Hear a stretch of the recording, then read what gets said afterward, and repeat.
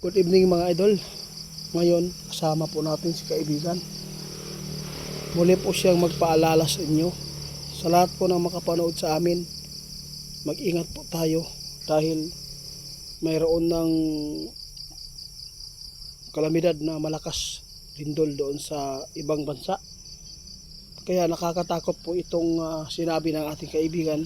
Kapag mayroon pong malakas na lindol sa ibang bansa, talagang may tatapat din po. Yun po ang tandaan ninyo. Si kaibigan mismo ngayon ang nababahala dahil sa pagsabog ng kanlaon. Lalo na mayroon pong nakaranas ngayon dito sa atin ng pagyanig, kaibigan. Ito ang nakikita po ninyo mga kaibigan, na talagang kailangan po talaga na maghanda ang mga tao na hindi po magkampante ngayon dahil nakita ninyo talaga itong nangyari sa pagsabog sa lakas ng pagputok ng kanlaon. Posibleng malaking pinsala doon sa ilalim po ng dagat at saka doon sa lupa.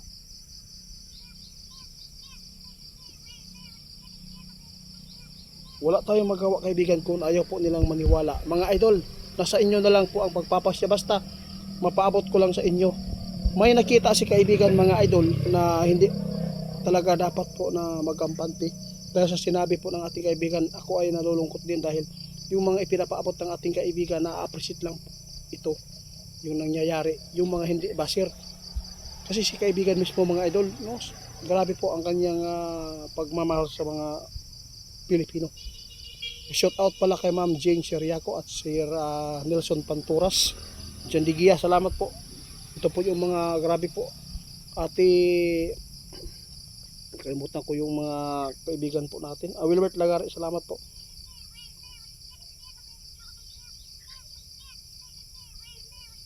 Na, morning giingon mga idol. Ang babala ng ating kaibigan, sinabi na naman po niya. Yung nakita po nila ng mga sign, sobrang sama. Lalo na yung panaginip ko, sobrang sama.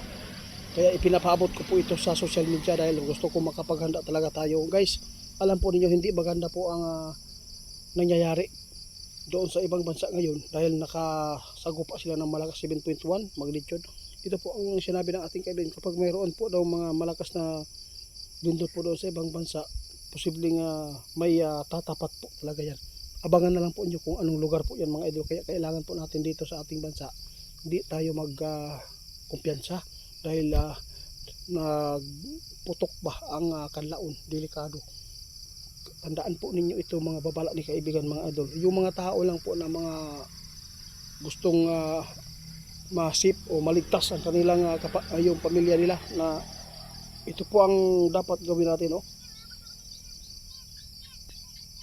Huwag na pumupunta sa mga dagat muna, no? Ipagliban muna natin ang pagpipiknik at saka yung mga malapit sa dagat, kailangan na hindi po talaga tayo magkumpiyansa doon sa mga lugar malapit sa mga bulkan tulad po ng Kalaon. Baka may malapit doon sa inyo na nakatira. Hindi maganda po ang nakita ni kaibigan sa ilalim po ng dagat at ang lupa dahil yung pagsabog na yan, malaki daw ang pinsala sa ilalim ng dagat at ang lupa.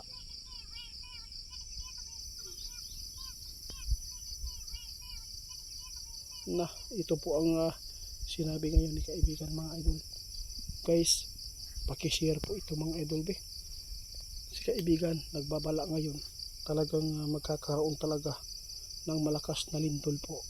Mamayang gabi mayroon po makakasagupa ng mahina-hina ang lindol, pero huwag po tayo magpanik, huwag tayong magkampanti dahil si kaibigan talagang nababahala po siya ngayon sa trains ba, lalo na ay yung train sa Pilipinas ay karugtong din po doon sa ibang bansa.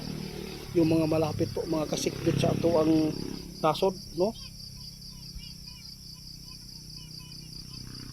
O, alam po nyo mga idol kung bakit po niyanig po ang ibang bansa ng malakas na lindol? Dahil po sa panahon natin ngayon, lalo na mayroon pong mga pagyanig po ng mahina-hina. Ito po ang tandaan ninyo. Marami ang mga ipinapaabot ng ating kaibigan na nangyayari. Guys, salamat ninyo sa lahat ng makapanood sa aming video. Ang Facebook natin, mga herbal lang po ang ating mga pinopost. Ha? Wala tayong pinopost dyan na nanggagaling po sa YouTube.